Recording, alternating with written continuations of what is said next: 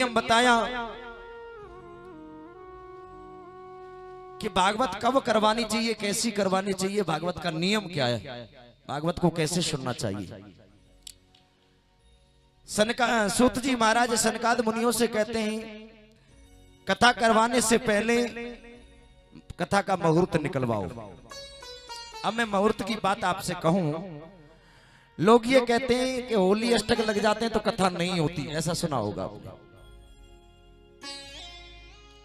लोग ये कहते हैं कुछ मास ऐसे होते हैं जिनमें कथा नहीं होती, वो दिन बढ़िया नहीं होते। कभी कभी आपने पूर्णमासी को देखा होगा, पूर्णमासी का पूर्ण दिन, उस दिन किसी का बेटा मर जाए तो बोलो पूर्णमासी का दिन बढ़िया हुआ क्या? बोलो। उस दिन किसी का एक्सीडेंट हो जाए तो वो दिन उसके लिए बढ़िया हुआ क्या? देखिए, बेटे का विवाह करवाओ तो मुहूर्त निकलवाओ, दुकान रखो तो मुहूर्त निकलवाओ, जो भी संसार के काम करो तो मुहूर्त निकलवाओ, क्योंकि संसार के काम मुहूर्त से चलते हैं।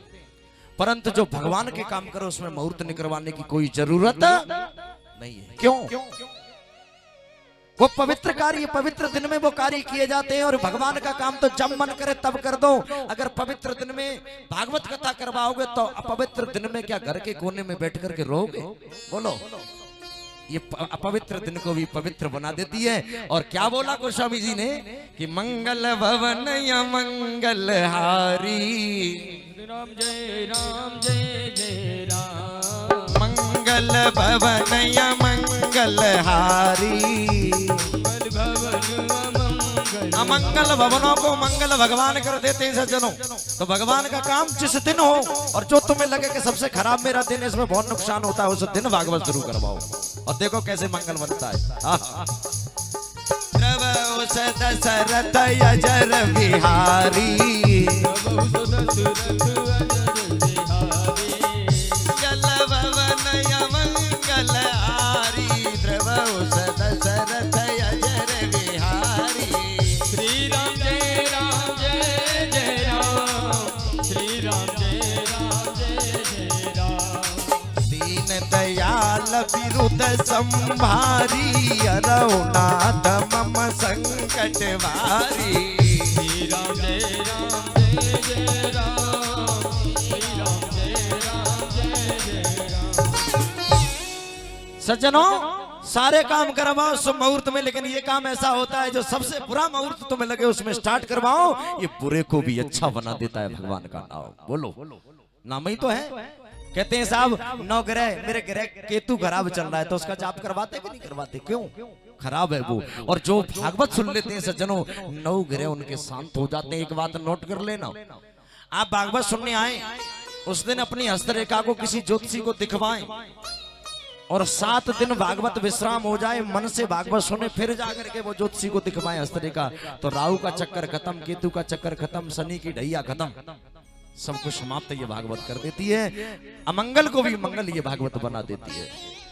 दूसरा नियम बताया भागवत कौन से महीने में करवाना चाहिए। ये द्वापर त्रेता सत्यु की बात कही है।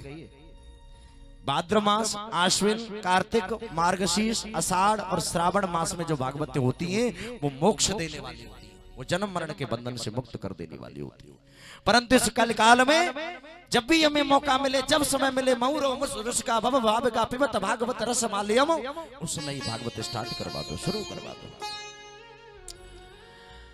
तीसरा नियम बताया जब भागवत करवाएं तो सभी जगह सूचित करें, यह भागवत का नियम है, भागवत जी में लिखा है।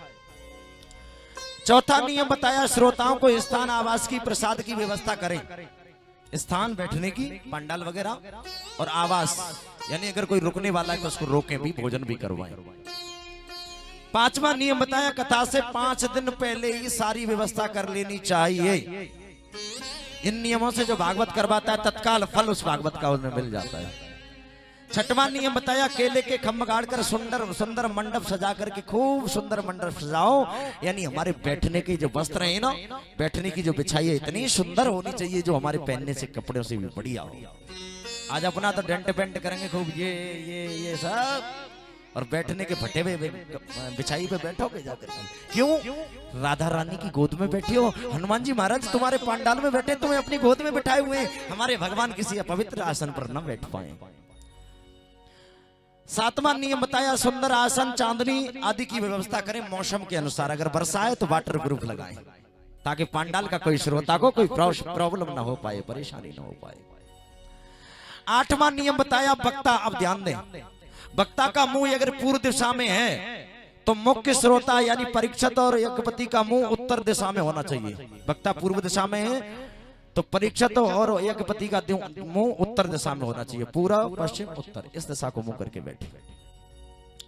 और यदि वक्ता का मुंह उत्तर दिशा में हो तो परीक्षित का मुख पूर्व दिशा में होना चाहिए। ये भागवत का नियम है। सूत जी महाराज शौनक आदि ऋषियों से कहते हैं, नमा नियम बताया, कथा वक्ता वेद शास्त्रों का ज्ञाता हो, दृष्टांत देने वाला हो, एक बात को 1000 तरह से समझा दे, ऐसे से कथा करवाएं। कथा ये नहीं है साहब, मोहन की ऊंची अटरिया मिलनो कैसे हो, ये अश्लीलता कर दी, ये गंदगी फैला दी भागवत में। ऐसे लोगों से कथा कभी मत करवाओ।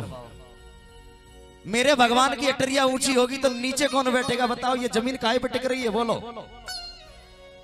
कुछ लोग कहते हैं, सुनो, कुछ लोग कहते हैं नैना मारे मारे काना बुला लूंगी, तो जब आंखें मार के भगवान आ जाएंगे तो ऋषि मुनि पागल हैं जो भजन कर रहे हैं बोलो? ऐसे अश्लील गाने भागवत में चलते हैं।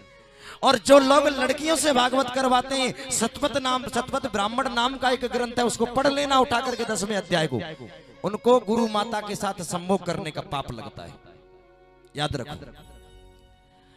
आगे बताया, नमा नियम यानी वेद शास्त्रों का वक्ता हो, अच्छे अच्छे दृष्टांत दे, भजन भी होने चाहिए। कुछ लोग कहते हैं थोड़ा रस और डालो। रस क्या है? भागवत की कथा ही रस है। मैंने कह दिया था कि भागवत मारना सिखाती है, और किसी के घर में डेड बॉडी रखी हो और वो ये क्या कहेगा बोलो? डेड बॉडी जिसके घर में रखी हो वो भजन गाएगा, गाने गाएगा बोलो? वो रोएगा, रोएगा कि नहीं? 10वां नियम बताया, श्रोताओं को वक्ता के नीचे बैठ करके कथा सुननी चाहिए, कभी कुर्सी नहीं लगाना चाहिए, कुर्सी पर नहीं बैठना चाहिए, अपराध है।